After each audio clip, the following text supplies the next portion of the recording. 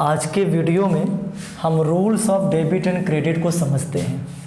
तो चलो शुरू करते हैं। सबसे पहले एसेट्स। अगर एसेट्स बढ़ती हैं तो इसका मतलब है डेबिट होगी। अगर बिजनेस में एसेट डिक्रीज हो रही है तो हम इसे क्रेडिट करेंगे। रूल नंबर 1, एक एग्जांपल ले लेते हैं। For example bought a building ₹2 lakh, 2 lakh रुपए की हमने बिल्डिंग खरीदी, करेक्ट। अब बिल्डिंग क्या है? असेट्स है। असेट से बिजनेस में इंक्रीज कर गई, सो इट विल बी डेबिटेड। और बिजनेस ने बिल्डिंग को बाई करने के लिए पैसे पे किए, पैसे को कैश बोलोगे, कैश एसेट्स है, एसेट्स डिक्रीज कर गई इसलिए क्रेडिट। डन। अब आप यहाँ पर एंट्री पास कर दीजिए। ये फॉर्मेट ऑफ जर्नल है और जर्नल में रिकॉर्ड करने की प्रोसेस को जर्नलाइजिंग कहते हैं। आपने यहाँ डेट मेंशन की, सबसे पहले डेबिट लिखना है तो building account debit to cash account. Building कितने से बिजनेस में इन कर रही है? 2 लाख रुपए से, तो 2 लाख रुपए आप डेबिट कर दो। और कैश कितने से जा रहा है? 2 लाख रुपए से, तो 2 लाख आप क्रेडिट कर दो। Rule number 1। अब बात करते हैं रूल नंबर 2 की बात करते हैं। चलो रूल नंबर 2 ले लेते हैं हम। हमने रूल नंबर 2 ले लिया आपके लिए कैपिटल का, कि भाई कैपिटल क्या है। तो चलो कैपिटल को समझते हैं। कैपिटल है क्या? बिजनेस में आप जो पैसा इन्वेस्ट करते हैं और ज़्यादा प्रॉफिट कमाने के लिए, आप उसे कैपिटल कहते हैं। बिजनेस में अगर आप और पैसा इन्वेस्ट करते हैं और प्रॉफिट कमाने के लिए तो आप इसे कैपिटल कहते हैं। अगर कैपिटल बिजनेस में इंक्रीज कर रही है so it will be credited, और अगर कैपिटल डिक्रीज कर रही है तो आप इसे डेबिट करोगे। अब अच्छा खैर आगे समझो। इसके पीछे सेपरेट एंटिटी कॉन्सेप्ट रिस्पॉन्सिबल है। और ये जो जहाँ तक सवाल है कॉन्सेप्ट का, प्रिंसिपल्स का, तो ये मैं आपके साथ ऑलरेडी डिस्कस कर चुका हूँ, फिर कभी हम इसमें दोबारा बात करेंगे। अब आप एक एग्जांपल ले लो कि mister A commenced business, mister A commenced business with ₹1 lakh. Mister A ने 1 लाख से बिजनेस स्टार्ट किया, तो बिजनेस के पास क्या आया? कैश आया। कैश क्या होती है? एसेट्स। बिजनेस में एसेट्स इंक्रीज कर गई, यस, आप इसे डेबिट कर दो। Rule number 1। अब बिजनेस में ये जो कैश आया किस लिए आया, किस फॉर्म पे आया? कैपिटल के फॉर्म पे। कैपिटल बढ़ गई तो आप इसे क्या करोगे? क्रेडिट। जो पैसा बिजनेस के ओनर बिजनेस में अपना पैसा लगाते हैं इसे कैपिटल कहते हैं, और जो पैसा आउटसाइडर से लेकर बिजनेस आता है उसे लायबिलिटी कहा जाता है। आउटसाइड पर्सन की लायबिलिटी कहा जाता है।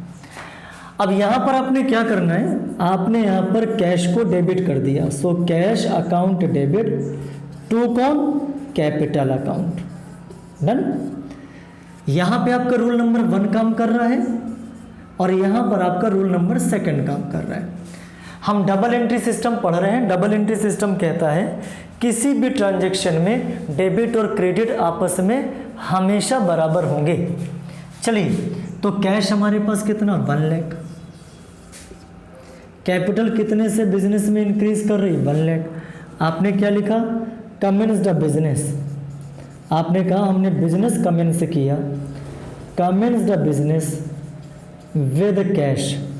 आपने कैश से बिजनेस को कमेंस किया। कमेंस का मतलब है स्टार्ट करना।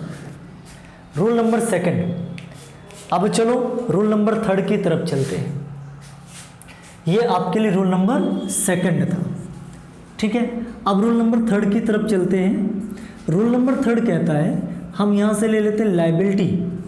लायबिलिटी और कैपिटल का रूल सेम है। उसके पीछे का रीज़न ये है कि कैपिटल भी बिजनेस की लायबिलिटी है और अदर लायबिलिटीज़ भी बिजनेस की लायबिलिटी है। बस डिफरेंस इतना सा है कि कैपिटल इंटरनल यानी कि बिजनेस के मालिक की होती है, इसलिए आप उसे कैपिटल कहते हैं, और बाकी की लायबिलिटीज़ एक्सटर्नल होती हैं, इसलिए हम उन्हें आउटसाइड लायबिलिटी कहते हैं। तो चलिए एक क्वेश्चन समझते हैं।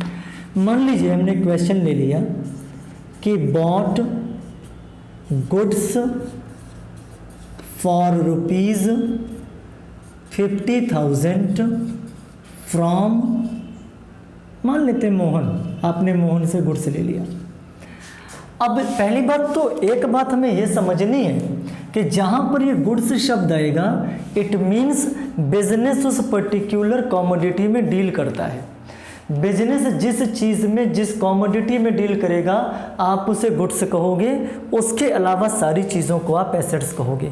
मैं इसे एक एग्जांपल से समझा देता हूँ। मान लीजिए बिजनेस ने फर्नीचर बाई किया तो ये फर्नीचर एसेट है, ये गुड्स नहीं है। मान लीजिए एक शॉपकीपर है, वो स्टेशनरी बेचता है, उसने बुक्स बाई की तो बुक्स उसके लिए गुड्स हैं।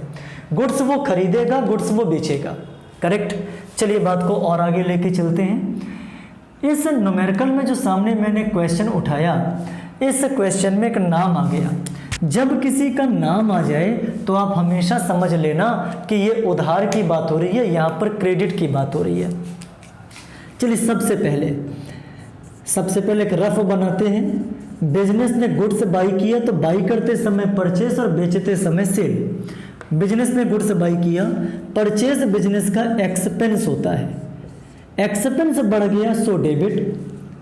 अभी इसके रूल मैं आगे देखता हूँ, अभी आगे बताऊंगा। और मोहन को हम बाद में पैसे देंगे, जिस पर्सन को बाद में पैसे देंगे उसे क्रेडिटर कहा जाता है। क्रेडिटर मीन्स लायबिलिटी, बिजनेस की लायबिलिटी इंक्रीज हो रही है so it will be credited. तो आप एंट्री क्या करेंगे, purchase account debit to Mohan. आप लर्न कर सकते हैं कि जब जब आप गुड्स बाई करेंगे आप परचेज को डेबिट करेंगे, और जब जब आप गुड्स सेल करेंगे आप सेल्स को क्रेडिट करेंगे। किसी के नाम के साथ में कभी भी अकाउंट शब्द नहीं लगाते, लेकिन एपोस्ट्रॉफी लगा के आप अकाउंट शब्द लगा सकते हैं। आपने यहाँ पर क्या लिखा, गुड्स बॉट ऑन क्रेडिट, आपने ऐसी बातें लिख दी। तो ये हमारा रूल नंबर 3 कंप्लीट हो गया, करेक्ट। चलिए अब आगे आते हैं रूल नंबर 4 की तरफ। रूल नंबर 4 हमारा कहता है expenses and losses. Expenses and losses की बातें करते हैं आज। एक्सपेंसेस एंड लॉसेस में अगर बिजनेस के एक्सपेंसेस इंक्रीज कर रहे हैं तो ये डेबिट होगा, और अगर बिजनेस के एक्सपेंसेस डिक्रीज कर रहे हैं तो आप इसे क्रेडिट करोगे। चलिए बात को और आगे बढ़ाते हैं, क्वेश्चन ले लेते हैं। फॉर एग्जांपल हमने क्वेश्चन ले लिया कि बिजनेस ने रेंट पे कर दिया। बिजनेस जिस प्रीमाइस में वर्क कर रहा था वो रेंटेड प्रीमाइस थी, तो बिजनेस ने क्या किया, रेंट पे कर दिया, रेंट पेड। चलिए रेंट कितने से, 4,000 से रेंट पे कर दिया। तो रेंट बिजनेस के लिए क्या है, रेंट बिजनेस के लिए एक्सपेंस है। बिजनेस का एक्सपेंस इंक्रीज कर रहा है so it will be debited. और बिजनेस ने क्या पे कर दिया, कैश पे कर दिया। तो कैश क्या होती है, असेट्स। बिजनेस ने असेट्स पे की, असेट्स बिजनेस के पास से चली गई, कैश बिजनेस के पास से बाहर चली गई। Cash is decreasing so it will be credited. तो आप एंट्री क्या पास करोगे, rent account debit to cash account. Side by side मेरे साथ में समझते चलना। तो आपके पास 4,000 का रेंट हो गया। चलिए आपने क्या लिख दिया, आपने कहा रेंट पेड। आगे बढ़ते हैं। अब हम आते हैं रूल नंबर 5 की तरफ। रूल नंबर 5 क्या कहता है उसको समझ लेते हैं। ये हमारा लास्ट रूल है। रूल नंबर 5 कहता है revenue and income. Revenue and income या गेन समझ लीजिए आप। अब जब रेवेन्यू और इनकम की बात करते हैं या इनकम एंड गेन की बात करते हैं, ठीक है, तो ऐसी सिचुएशन में अगर आपके बिजनेस की इनकम बढ़ रही है तो आप इसे क्रेडिट करोगे, और अगर इनकम बिजनेस की कम हो रही है तो आप इसे डेबिट करोगे। चलो इसे भी एक एग्जांपल से समझ लेते हैं। तो ये हमारे पास मॉडर्न अप्रोच कंप्लीट हो जाएगी। आज आप इसे देख लेंगे, आज आप इसे वॉच कर लेंगे, इससे क्वेरीज मुझसे ले लेंगे और फिर हम लोग इसके बाद आगे कंटिन्यू करेंगे। चलिए तो मेरे साथ है, तो हमने ले लिया कि हम कमीशन रिसीव्ड, हमें कमीशन मिला। हमने ये बात कर ली कि हमें कमीशन मिला। कितने रुपए से, मान लेते हैं 2000 से। तो बिजनेस के पास क्या आया बताओ, बिजनेस के पास कैश आई। कैश क्या होती है, एसेट। बिजनेस की एसेट बढ़ गई, आप इसे डेबिट कर दो। और ये जो कमीशन है ये बिजनेस की इनकम हो गई, रेवेन्यू हो गया बिजनेस का। फर्क है दोनों में, आगे हम लोग डिटेल में से सीखेंगे। तो ये कमीशन हमारा डिक्रीज कर गया, सो इट विल बी क्रेडिटेड। अभी आप लेमैन हैं तो बहुत सरल सी लैंग्वेज में सीख लीजिए।